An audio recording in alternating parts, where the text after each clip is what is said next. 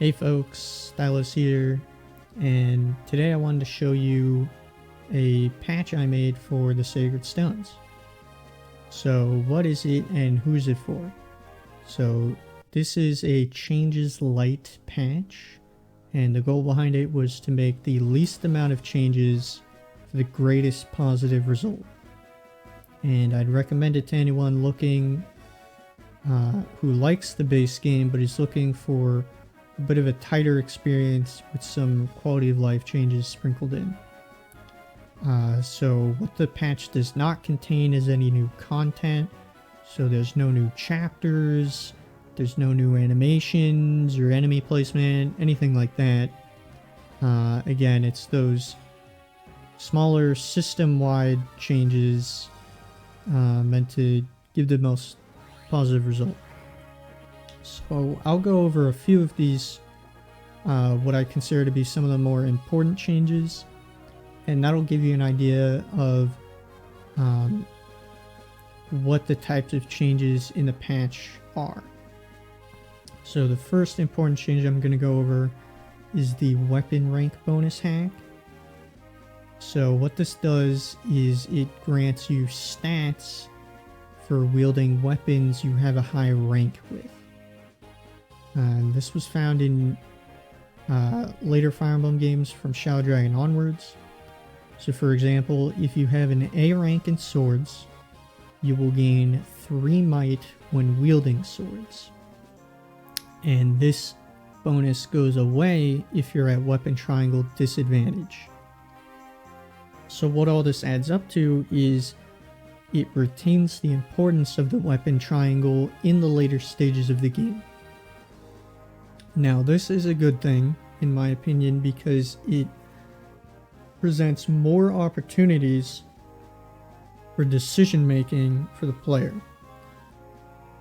And it does this because typically in the base game you might have a unit who ends up being the best solution to any encounter, regardless of context. So you can pretty safely ignore something like the weapon triangle, and even a unit that's at weapon triangle disadvantage may still be universally the best option regardless of who it is they're going up against. So by injecting a little more power into the weapon triangle in those later stages of the game, you are able to hopefully avoid scenarios where one unit is this universal best option for every encounter. Now, you might have to, while they may still do the job, they might not be the best option. And you might have a variety of options, and different characters end up being the best option for different encounters. So the next important change I'm going to go over is the nerf to javelins and hand axes. Specifically, I nerfed their might. So this is a positive change because it levels the playing field both within the weapon type and across the various weapon types. So within the weapon type, I believe something like the javelin is more powerful than it ought to be, and it ends up being sort of a universal option throughout the game. So comparing the javelin to something like an iron lance, there are cons. They're both E rank, it has less durability, it has more weight, it has 1 less might, 6 as opposed to 7, and 15 less hit, 65 as opposed to 80. Now for all these cons, you have an overwhelming pro that it has access to 1-2 range. Now, javelins end up being sort of a bread and butter weapon from start to finish, and they sort of trounce any of the pros something like an Iron Lance has to offer.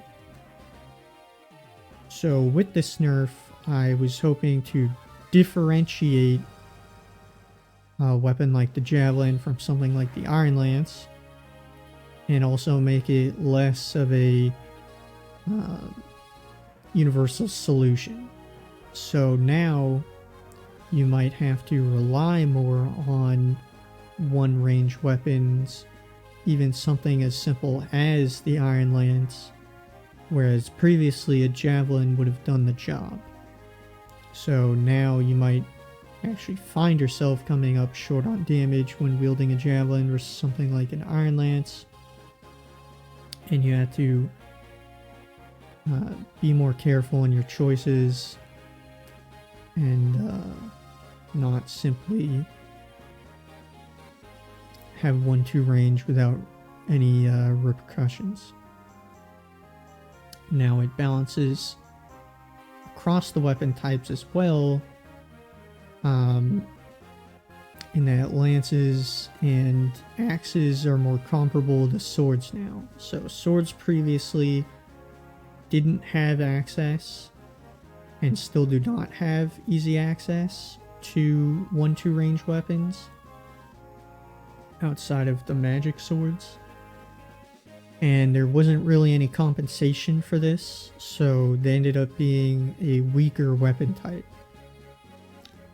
By nerfing javelins and hand axes, it sort of levels the playing field and makes swords more attractive in comparison than they were previously. So the last change I want to go over is the reduction in movement to flyers. So flyers across the board have 1 less movement, and I think this is good because it means that flyers are not universally powerful in their mobility. So previously, their movement was equal to that of other mounted units like horses. However, they remained unimpeded by terrain. With this change, they're now not necessarily the best option for mobility in any circumstance. So if you're unimpeded by terrain, something like Cavalier or Paladin will do better than something like a Pegasus Knight. However, as soon as you reintroduce terrain, forests, mountains, etc., they once again become the best option for mobility. So again, it's meant to create more instances of decision making for the player and remove that one size fits all solution. So those were a few of the more important changes I think that are in the patch. The full changelog is listed below. If anyone wants to know why I made a certain change or disagrees with one of the changes, let me know and I'd be happy to hear your thoughts. Please try out the patch yourself. In the next video, I'll be doing a playthrough of the patch, and I'll be showcasing some of the changes and just having some fun. So I hope to see you there.